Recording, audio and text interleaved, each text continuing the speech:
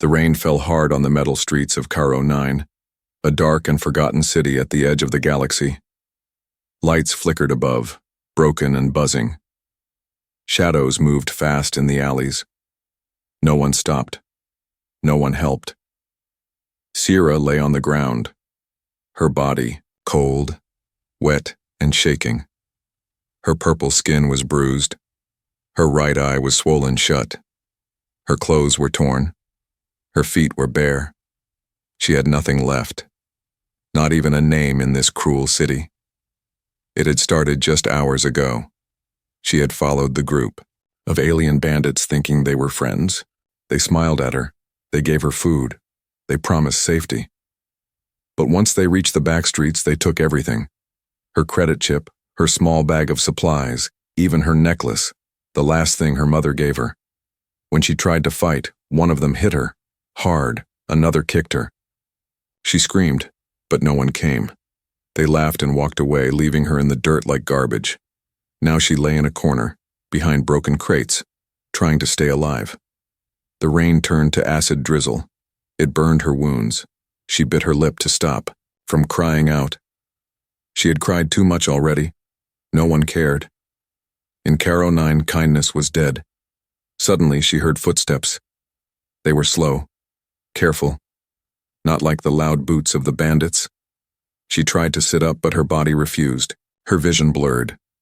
The steps stopped near her. Then a voice spoke. Deep, calm, strange. Hey, you're hurt.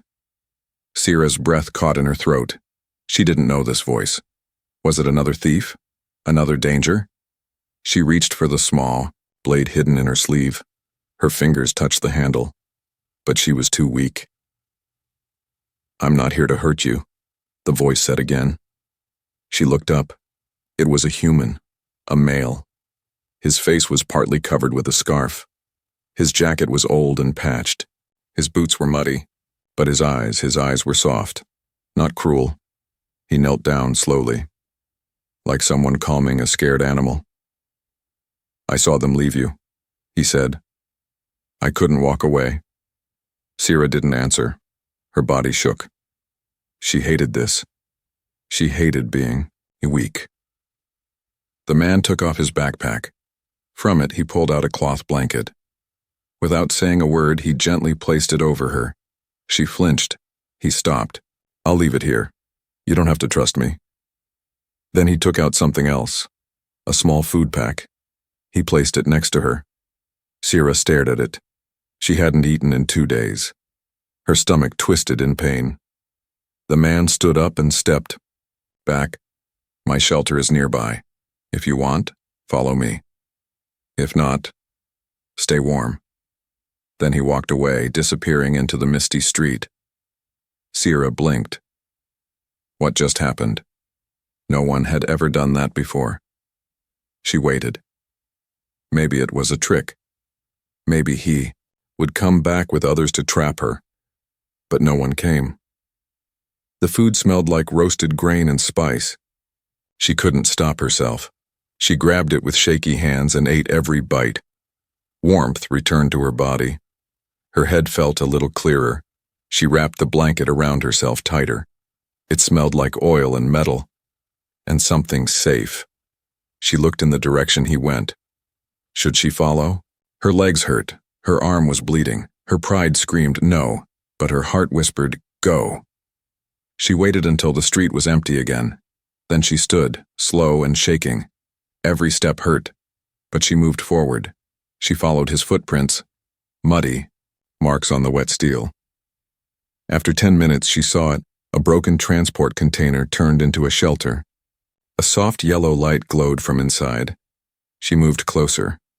The human was inside, sitting by a small heat lamp, fixing something with tools.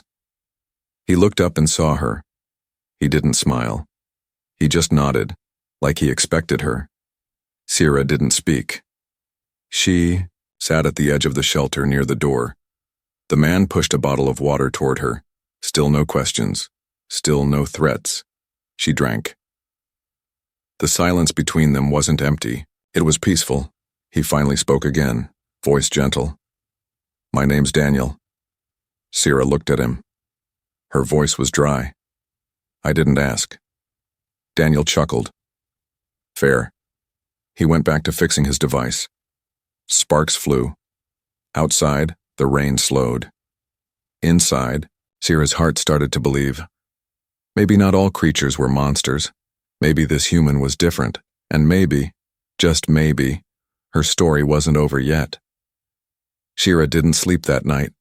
Even though the rain stopped and she was dry for the first time in days, her mind stayed awake. Her body sat in the corner of the old container, wrapped in the man's blanket. Warm, but alert. Daniel sat near the heat lamp, facing away from her. His hands moved slowly as he repaired a broken metal drone. Sparks danced in the quiet. He didn't ask her questions. He didn't stare. He didn't even look at her much. And that scared her more than anger or threats. She had seen too many eyes full of hunger or hate. But Daniel's eyes, calm and quiet, were harder to understand. Her fingers moved slowly to her left sleeve. She still had the hidden blade. The last thing the bandits hadn't taken. It was small but sharp. She had stolen it long ago when she first escaped her planet's war camps. She pulled it out and held it under the blanket. Her grip was weak, but firm enough to strike if needed. Daniel didn't react. Maybe he hadn't noticed, or maybe he didn't care. The silence stretched long. Then, something strange happened. Daniel stood up and walked to the door of the container. He opened it. The cold night air rushed in. Sierra tensed, but he didn't run or call for anyone.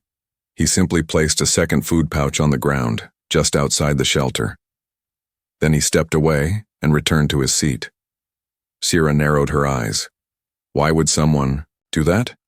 She waited 5 minutes, then 10. The human never even turned around. Finally, she slid over, grabbed the food, and ate it with shaking hands. It wasn't much, dried fruit and some protein cubes, but it filled her stomach more than anything in the last week.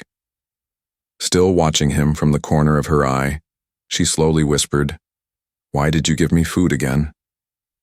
Daniel didn't answer. Right away. He tightened a screw on the drone, wiped his hands, and said, "You looked hungry. That's it? No long story, no deal, no demand. Just, you looked hungry. Are you trying to use me?" she asked coldly. Now Daniel turned and looked at her, his eyes met hers. "No," he said simply. Her voice dropped to a whisper. "Then why help me? You don't even know who I am." Daniel sat back. His face was tired. Maybe older than she first thought. "I don't need to know your name to see pain," he said softly. "And pain deserves kindness." That hit her like a stone. She had heard many things in the past, threats, lies, fake promises, but no one had ever said something like that, especially not for her. She didn't reply. She just stared at him, her blade still hidden under the blanket. Then Daniel stood again. He took off his coat and placed it near her. "It gets cold at dawn," he said. He turned to leave. Panic hit her. "Where are you going?" she asked, more sharply than she meant. He stopped. "Just outside. I sleep better under the stars." "But this is your shelter." He smiled. "Tonight it's yours." And with that, Daniel stepped outside and lay down just beyond the door under a metal sheet. He didn't lock her in, didn't guard the door. He just trusted her. Sierra sat frozen.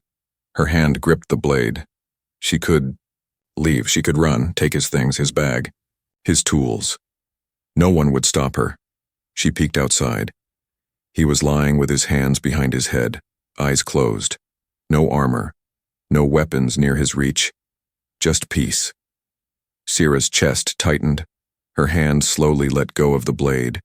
Instead of running, she pulled the coat closer and lay down in the corner of the container. For the first time in what felt like forever, her eyes slowly closed on their own. She dreamt of nothing, and in that nothing, she felt safe. In the early morning, as the sun rose faintly over the steel buildings of Caro 9, Sierra woke up. She looked around. Daniel wasn't there. Panic gripped her again. She rushed out, only to find him by a trash pile, pulling out pieces of wire. He turned, surprised. "You okay?" She looked at him. "Why didn't you leave?" He blinked. "Why would I?" Sierra couldn't answer. She looked down at her blade, then she stepped forward and slowly placed it on the table beside his tools. Daniel looked at it, then at her. He said nothing, but he smiled.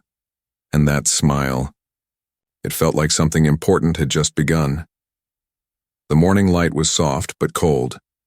A pale sun rose behind the dark towers of Caro 9, its rays bouncing off rusted metal walls and broken glass. The city was still alive with machines and noise. But, here inside the quiet corner of an old transport container, something unusual had started. Sierra sat near the edge of the shelter, blanket around her shoulders. Her eyes were open, but she wasn't really looking at anything. She wasn't sure what this feeling was. It wasn't safety. Not yet. But it also wasn't fear. Daniel was a few feet away, crouched over a damaged solar panel. He was humming a human tune as he cleaned dirt from its surface. His hands were strong but moved with care, like he had done this 100 times. Sierra watched him for a long time before she finally spoke. "You fixed all that junk?" Daniel looked up and grinned. "This junk keeps the lamp on at night and heats our tea in the morning." "Tea?" she repeated, like the word was strange. He laughed softly and pointed at a small pot near the heat unit. "Steam rose from it. Try some. It's bitter, but it's warm." Sierra hesitated, then stood and walked slowly to the pot. She poured a little into a cracked metal cup and took a sip. She coughed. Daniel chuckled. "Told you it's bitter."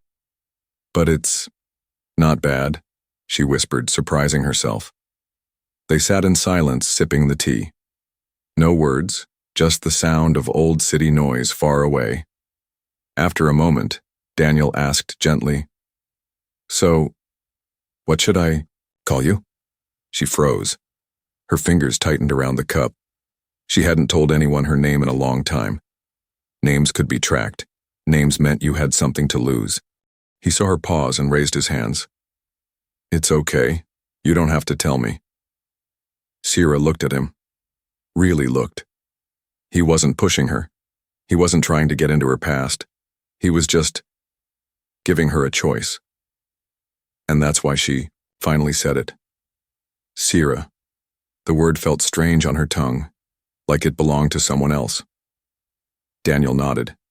Sierra. Strong name. She blinked. No one had ever called it strong before. Dirty. Alien. Street trash. Those were the names others gave her. Daniel poured himself more tea and didn't say anything else, but Sierra had more to say. "I used to have a real home," she said suddenly. "Long time ago." Daniel didn't interrupt.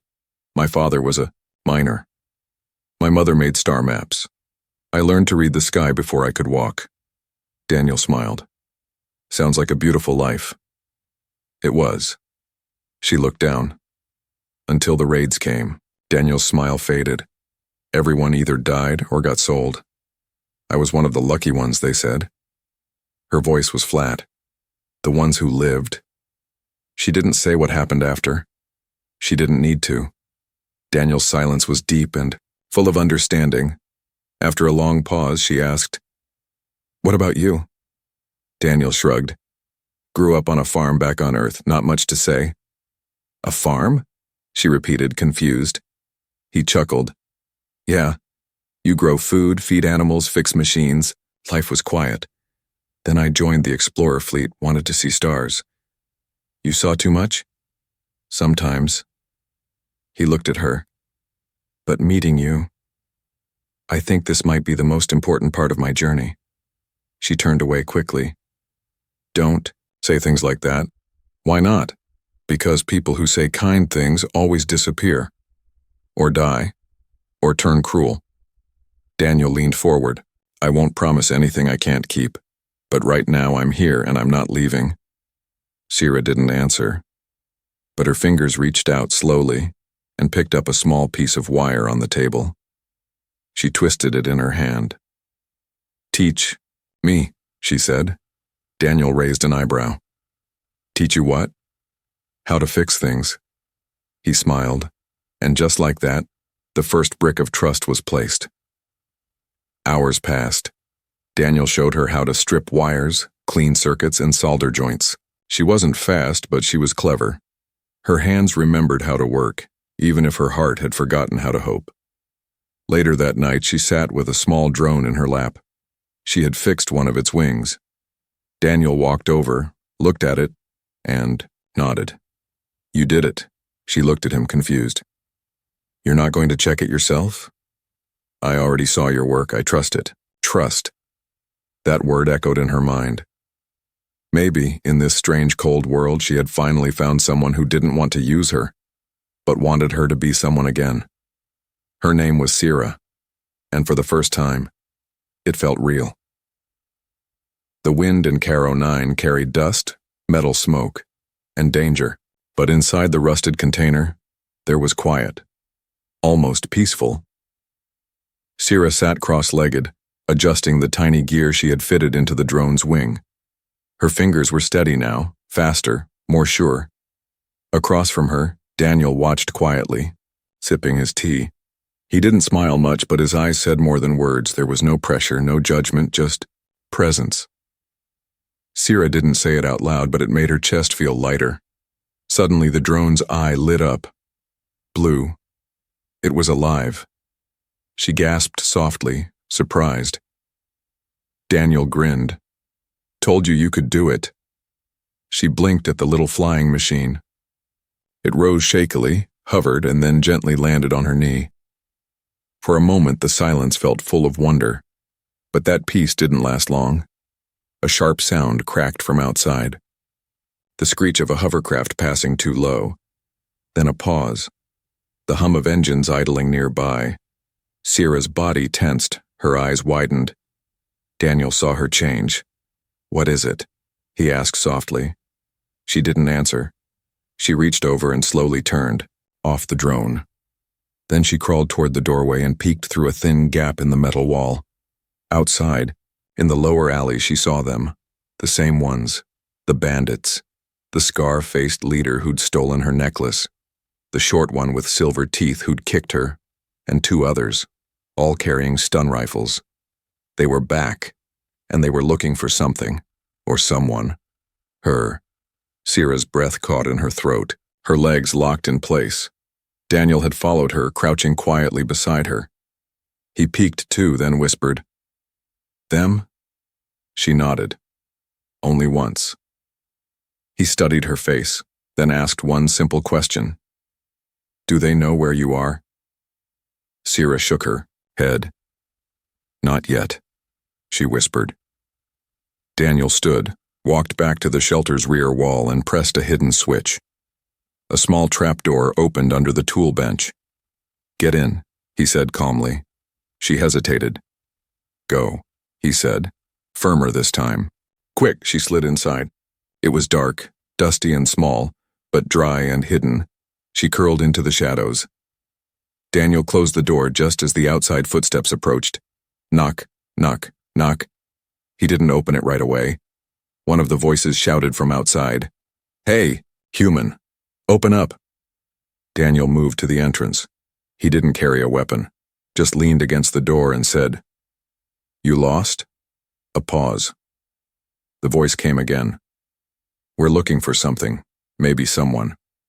Heard a strange face was seen. "Near here," Daniel replied coolly. "I've seen no one but broken machines." The door swung open. The bandits stepped in, 3 of them. The leader pushed forward. His eyes scanned the room. Cold, sharp, hungry. "You live alone?" he asked. Daniel nodded. "Most of the time." The silver-toothed one moved near the bench. Sierra held her breath under it. She could hear them, smell the metal on their boots. Her hand reached for a tool beside her. If they opened the trapdoor, she'd fight. She'd die fighting. But then she heard something. Daniel laughing. He pointed at a broken power core. "If you're here to steal, take that. Exploded last week." Might still kill you. The bandits didn't laugh, but they also didn't open the trapdoor. They searched the place half-heartedly, then left, spitting on the floor. The last one turned at the door and sneered. If you see anything strange, you better report it. We don't like liars. Daniel just closed the door in his face.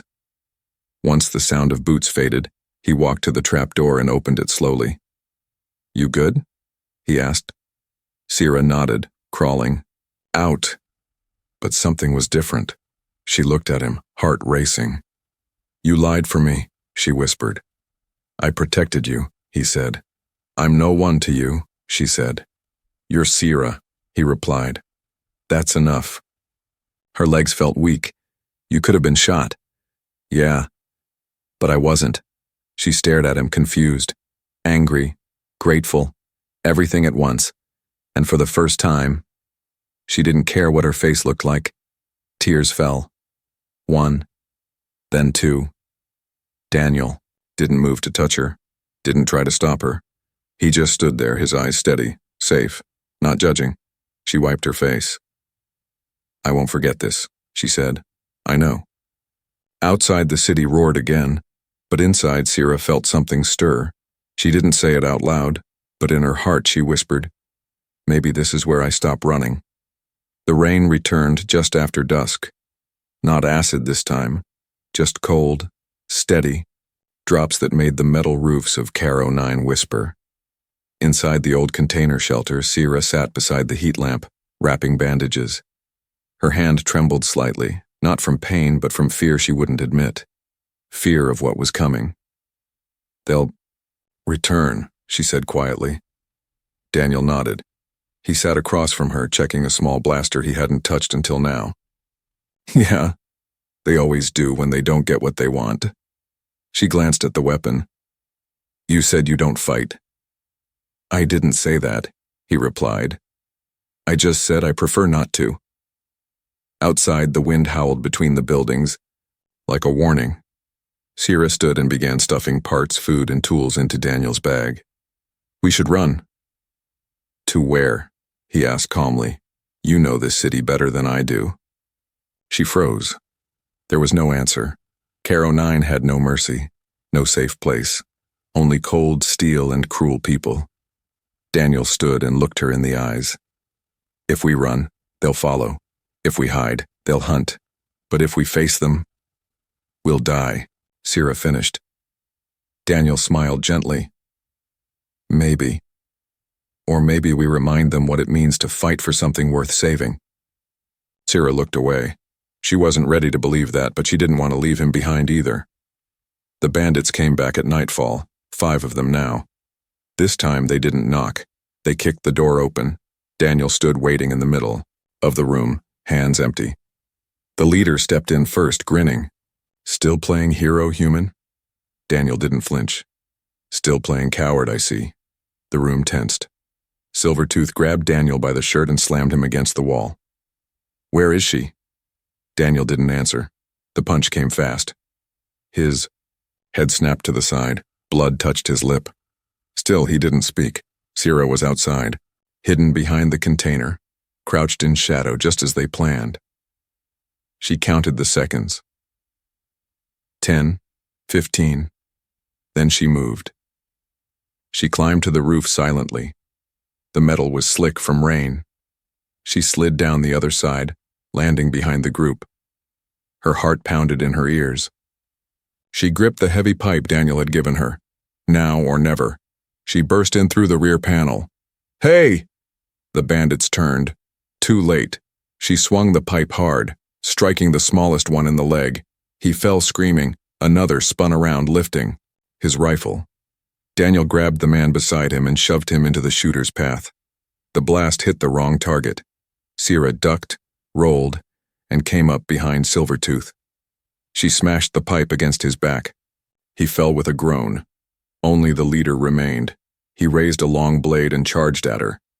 Daniel tried to stop him but staggered, still dizzy from the punch. The blade came close. Too close.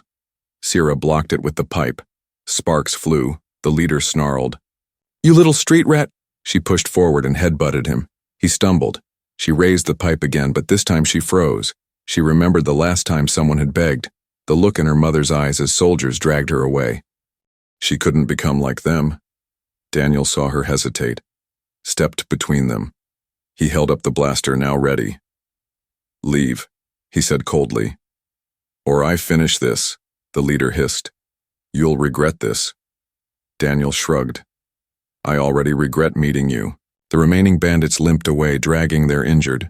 Blood stained the floor, but the air was clean, quiet, safe. For now. Later that night, Daniel sat on the ground, back against the wall. Sierra cleaned the blood from his lip. "You let them hit you," she whispered. He winced. "Told you I'm not a fighter." "You lied." He looked at her. "Would you have stayed if I said I was?" She paused, then shook her head. "No," Daniel smiled. "Then I'm glad I lied." She touched his jaw gently. "Thank you." He touched her hand. "No. Thank you. You didn't run." She looked away. "I almost did. But you didn't." She leaned against him. Just for a second.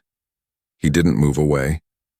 And for the first time in her life, Sierra felt like someone was proud of her.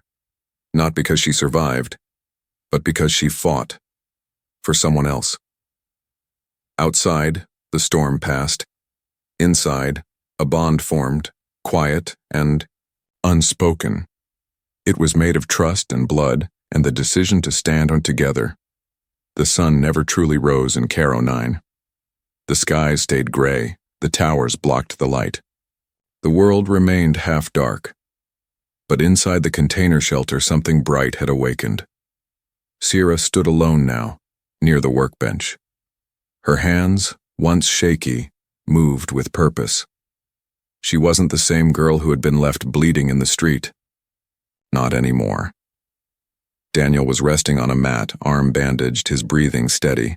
His bruised face turned slightly toward her in sleep, trusting, completely unafraid. That trust was heavier than a weapon. He had taken hits for her, protected her, stood in front of blades and lies, and never once asked for anything in return. Now it was her turn. Her hand reached toward the broken drone they'd fixed together. Then her eyes shifted to the panel of tools. And beside that, the blaster. She picked it up. It was heavier than she expected, but it felt right in her hands. The bandits hadn't gone far. After limping away, they had regrouped in a nearby junkyard under a broken sky dome. The leader, named Krell, was furious. He spat blood on the ground and shouted, "I want her!" "I want them both." Silvertooth nodded. "She's not the same girl anymore. She fights now." "Then we end it," Krell roared. "Burn the shelter, smoke them out, bring everything." They loaded up. Blasters, firebombs, shock ropes. This time, they wouldn't knock. Back at the shelter, Daniel had woken up. "You're armed," he said softly, seeing Sierra holding the blaster. She didn't flinch. "I'm ready." He sat up. "I didn't ask you to fight." "You didn't have to," she replied. "You gave me back something I forgot I had." "What's that?" "My strength." Daniel smiled slowly. "Then let's use it." They packed quickly, tools, parts, and the small drone they named Tiny. Sierra added something else, a piece of mirror metal shaped like a shield, light but strong. It wasn't perfect, but it was enough. They didn't wait for the attack. They went to meet it. The junkyard was full of rust and smoke.